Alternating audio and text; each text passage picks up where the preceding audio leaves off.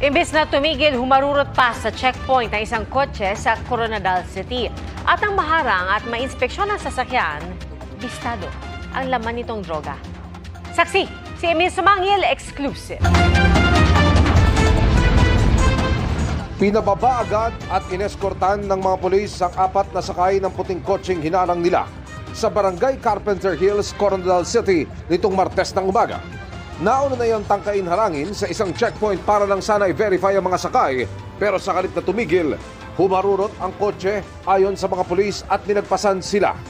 2 lalaki at 2 babae ang sakay ng kotse.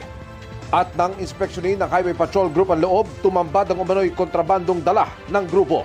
Plain view doctrine, itong 2 sachets ng naglalaman ng hinihinalang shabu with corresponding more or less 100 grams or with an estimated drug price value worth 680,000. Napag-alaman din natin na sila ay kumukuha ng mga pinagbabawal na shabu or pinagbabawal na gamot dito po sa part ng Maguindanao.